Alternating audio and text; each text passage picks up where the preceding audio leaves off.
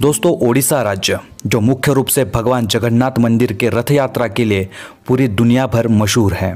जहां हर साल देश विदेश से लाखों श्रद्धालु दर्शन के लिए जगन्नाथ मंदिर आते हैं और इसी रथ यात्रा को पूरे देश में एक त्योहार की तरह मनाया जाता है। लेकिन बहुत से लोगों को यह बात पता ही नहीं कि इस मंदिर के रथ यात्रा को शुरू करने वाले दूसरे तीसरे कोई नहीं बल्कि नागपुर के राजघराने के संस्थापक महाराज रघुजीराजे भोसले थे। जी हाँ दोस्तों,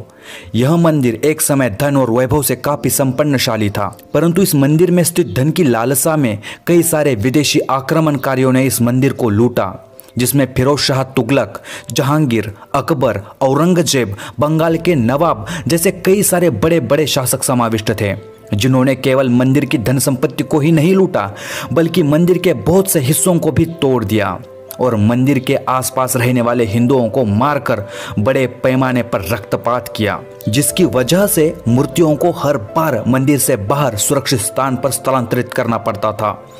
ऐसे अनेकों कारणों की वजह से भगवान जगन्नाथ की वह सुप्रसिद्ध रथ यात्रा बंद पड़ गई थी।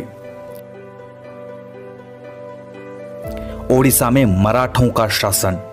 मराठों ने हिंदुस्तान से मुगल सल्तनत को उखाड़कर सफलतापूर्वक मराठा साम्राज्य के पवित्र भगवे ध्वज को पूरे हिंदुस्तान भर फैला दिया था,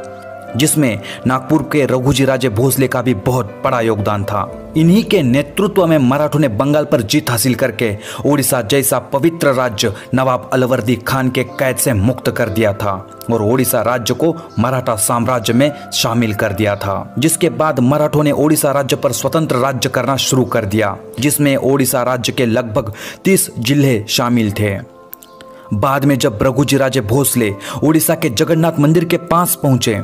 तो मंदिर की वह बहुत ही बड़ी दुर्दशा उन्होंने देखी। उन्होंने तुरंत ही हजारों एकड़ जमीन मंदिर को दान में देकर मंदिर का फिर से जीर्णोद्धार किया, पूजा अर्चना के साथ साथ मंदिर में फिर से मूर्तियों को स्थापित किया और रुकी हुई जगन्नाथ मंदिर की रथ यात्रा को पुनः शुरू करने का आदेश दिया। और इतने पर ही वो रुके नहीं, उन्होंने जगन्नाथ मंदिर का बहुत सारा विकास किया,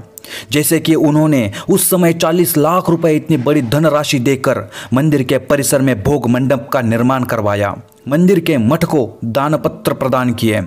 यात्रियों को रहने के लिए मठ का निर्माण भी करवाया और साथ ही साथ लगभग 22 धर्मशालाओं का भी निर्माण करवाया। और इतना ही नहीं, जगन्नाथ मंदिर के महाद्वार के पास 34 फुट का अरुण स्तंभ है, जो जगन्नाथ मंदिर के 25 फुट के अंतर पर है, उसे भी मराठों ने ही स्थापित किया था। और मराठा शासन काल में उस समय सालाना 20,000 रुपए जगन्नाथ मंदिर की रथ यात्रा पर खर्च कर दिए जाते थे। और इसके अलावा भारत के सभी राज्यों के लोगों को जगन्नाथ मंदिर का दर्शन हो सके, इसलिए उड़ीसा के कटक से कोलकाता, नागपुर, जयपुर, मद्रास, विशाखापट्टनम, कलिंगपट्टनम जैसे अनेक रोडों का निर्माण भी मराठा शासनकाल में ही किया गया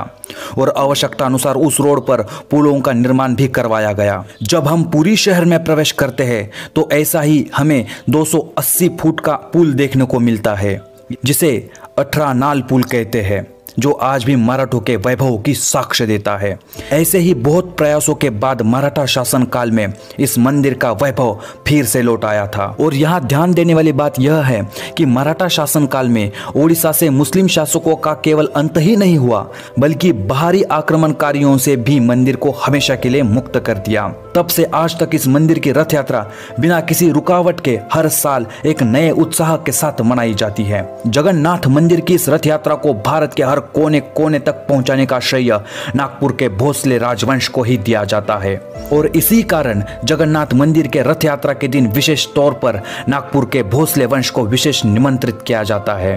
और इसी प्रकार आज हमने भगवान जगन्नाथ मंदिर का मराठा शासन काल में किया गया योगदान एवं जीर्णोद्धार इस बारे में हमने जानकारी प्राप्त की। अगर वीडियो अच्छी लगे तो वीडियो को ज्यादा से ज्यादा भाइयों तक शेयर